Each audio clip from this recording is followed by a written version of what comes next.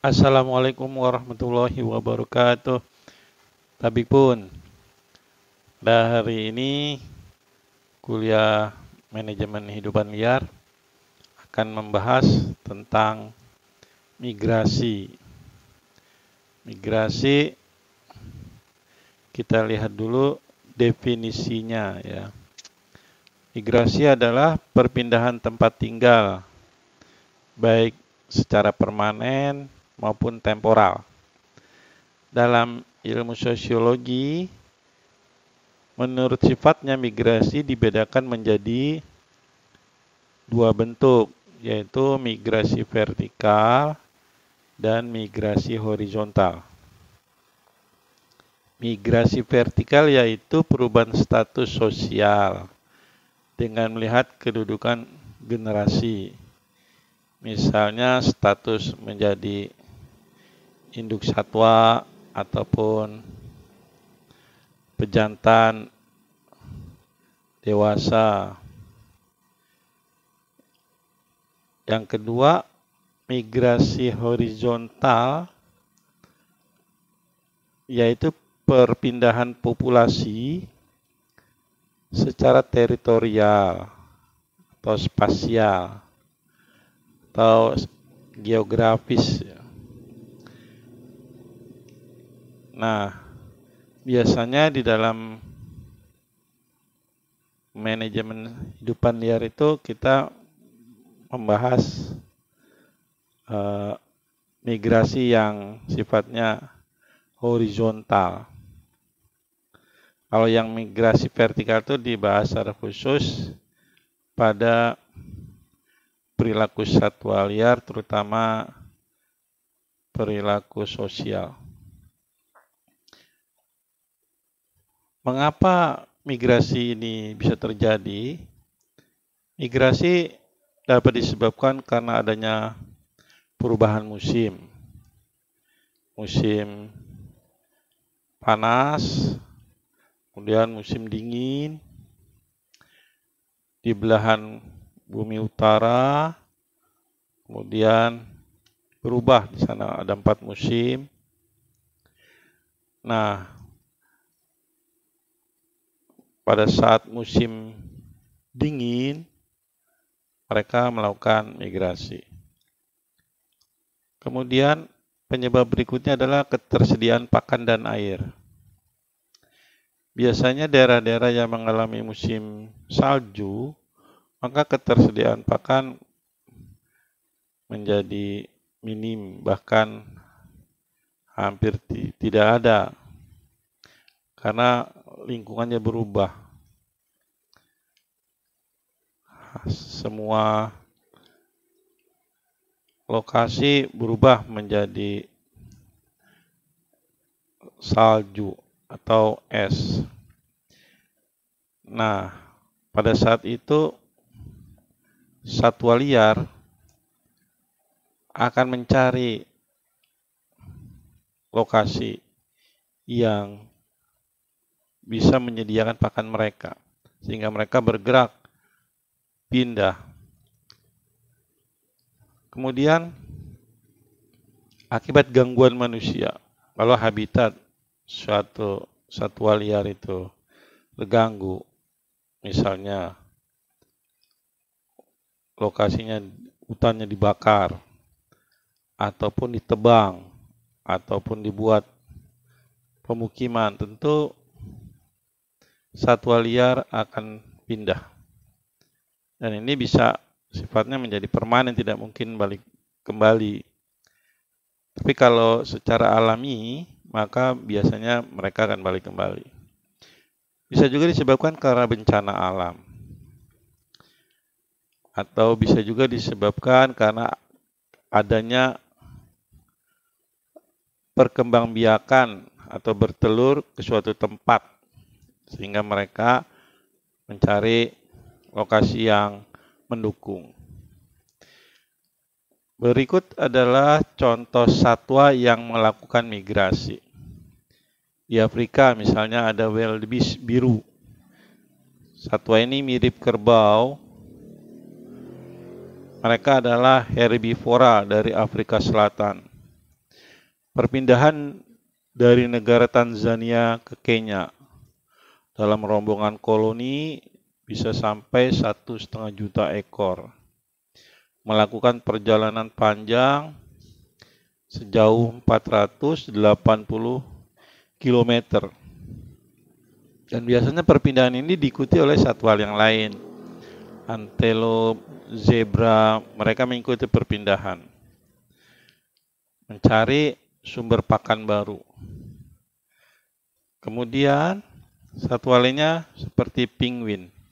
Nah, penguin ini migrasi pada bulan Maret untuk melakukan perkawinan dan bertelur.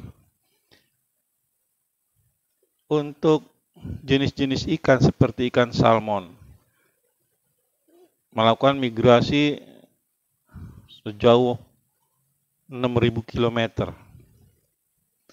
Nah, kemudian pada bulan Agustus sampai September menuju hulu sungai dan mereka bertelur, kemudian mati. Di dalam perjalanan ini mereka tentu banyak halang dan rintangan, seperti predator yang siap memburu mereka pada saat masuk ke dalam sungai menuju ke hulu sungai.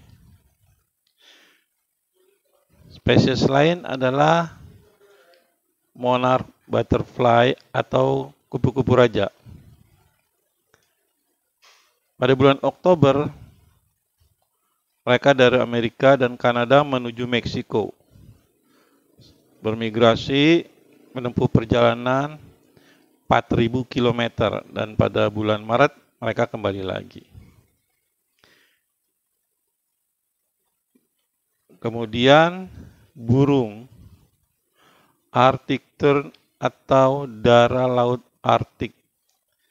Bahasa Latin, nama latinnya Sterna paradisiae. Sterna paradisiae.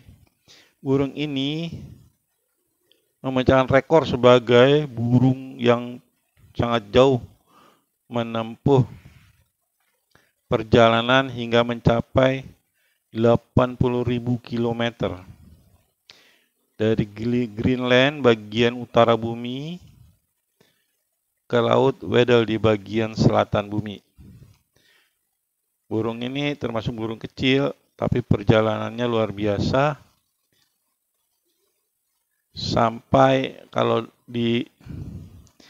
diperumpamakan 80 kali perjalanan ujung Pulau Jawa, Anyar sampai Panarukan ya, yang jauhnya 1.000, sampai 80 kali.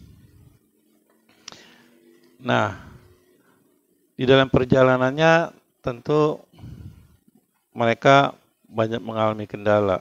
Namun demikian karena jumlahnya banyak, beberapa yang menjadi korban.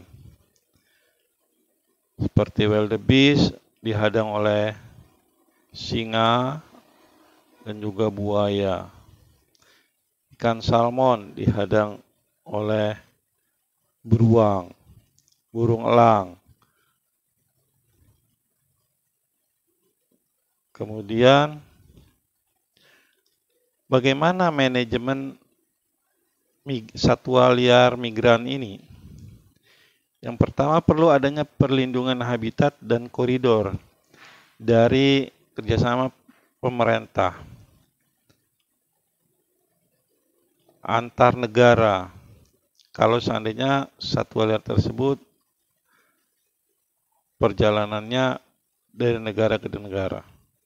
Nah, itu di sepanjang jalur lintasannya itu perlu ada perlindungan habitat maupun koridornya sehingga satwa liar jumlahnya sangat besar ini bisa dilindungi. Kemudian perlu adanya monitoring populasi. Apakah populasi tersebut relatif stabil atau mengalami penurunan yang drastis. Ini menunjukkan adanya indikator suatu habitat. Dan di dalam perlindungan habitat ataupun koridor ini, maka perlu adanya peran serta masyarakat sekitar. Sehingga masyarakat tidak semena-mena untuk berburu satwa liar tersebut. Karena dapat mengalami penyusutan ataupun bahkan bisa kepunahan. Nah, pemerintah dalam kerjasama ini perlu ada penegakan hukum sehingga tidak ada lagi yang melanggar.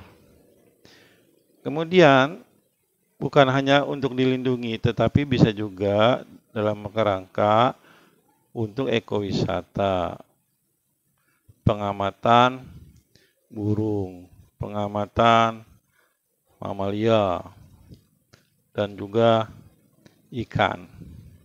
Itu sangat menarik untuk para wisatawan. Nah, migrasi itu tentu menimbulkan banyak pertanyaan, bagaimana satwa tersebut walaupun antar negara bahkan benua itu bisa mengenali lokasi sasarannya. Dan mereka mampu navigasi yang sangat canggih, tidak tersesat untuk balik lagi ke tempat semula. Tentu ini membutuhkan kemampuan yang luar biasa untuk mengenali bumi dan magnetnya dan perjalanan matahari. Kemudian bagaimana koordinasi perjalanan antar individu, karena jumlahnya besar, mereka secara serempak untuk melakukan perjalanan secara bersama-sama, pergi maupun pulang kembali. Dan tentunya semua ini perlu adanya persiapan energi yang seperti apa sehingga mereka sangat kuat untuk melakukan perjalanan ribuan kilometer. Ini adalah suatu pembelajaran hikmah bagi kita semua. Kekuasaan Allah Maha Besar. Demikian untuk kuliah kali ini. Kami sangat berharap para mahasiswa bisa termotivasi, ya, termotivasi untuk meneliti perilaku seperti ini, sehingga kita dapat melakukan manajemen hidupan liar migran ini dengan baik dan tepat sasaran. Wassalamualaikum warahmatullahi wabarakatuh.